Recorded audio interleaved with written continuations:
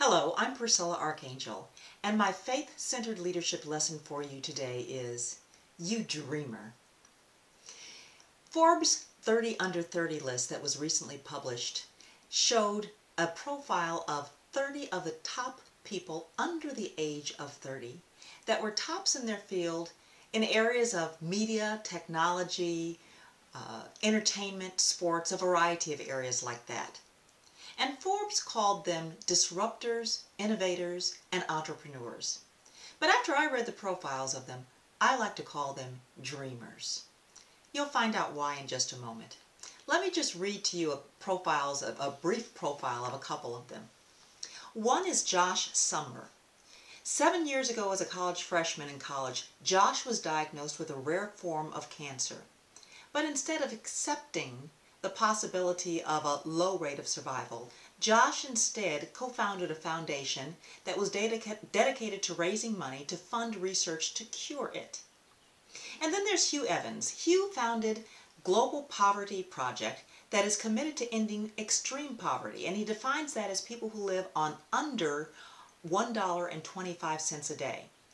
And Global Poverty Project has an innovative means of raising $1.3 billion in new funding commitments. And then there's Leslie Dewan. Leslie is developing a new kind of nuclear reactor with a plan to power the entire U.S. with zero carbon emissions and eliminate mountains of nuclear waste. And that's just a taste of those 30 under 30. So I thought about them, and like I said, I call them dreamers because they embody certain qualities very similarly that makes them able to do just some amazing things. From the standpoint of them being dreamers, one of the things that they are is very passionate about their topic, and their dream becomes their destiny, and they pursue it until they accomplish it. They also possess a trait of selective hearing. That means that they are tuning out literally any voice that tells them that they can't do what they have in mind to do. And they're focusing on only those voices that support their goal and their dream. They also have a quality of sacrifice. So what some would feel as being sacrifice to do certain things to achieve a goal, they look at it as fun. Whereas someone else wouldn't want to study as much, they love the study, they love the research, they love the work that they're doing, and they'd rather do that than anything else. Another quality they embody is failure. Sounds a little on the negative side, but really think about it as failing forward. That's a book by John Maxwell. Failing forward means learning from every failure, learning from everything you do, and putting that learning and reflection to good use to figure out how to do it better the next time. A real good example of that is Thomas Edison. Thomas Edison failed about 1,000 times as he tried to invent the light bulb. Now, Thomas Edison himself would say he found 1,000 ways not to create a light bulb. But nonetheless, Thomas Edison failed forward in his quest to create the light bulb. Another quality that they embodied is perseverance. That means that no matter what, they did not give up. They overcame obstacles, they overcame roadblocks to pursue their dream. Now, for some people, dreaming is a bit like going back to your childhood.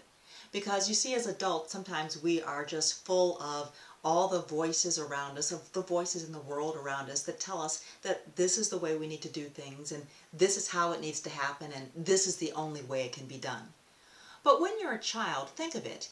You have a series of no's in your mental model. You have no boundaries, first of all, because you don't understand what the scope and boundaries are of things around you. So as a child, you think there are no boundaries to what you can do. As a child, you also have no past that you have to kind of hang your hat on. Nothing in your past that you're trying to outdo and improve upon. Everything is up for you. Also, as a child, you have no thing to worry about. Nothing to worry about around you because everything is brand new. Every opportunity is a new opportunity for you. And also as a child, you have no fear. No fear of failure. No fear of really what people will say because your exposure just has not been that great.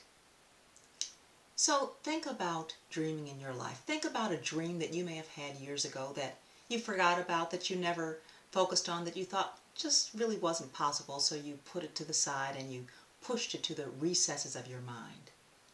And again, become a dreamer.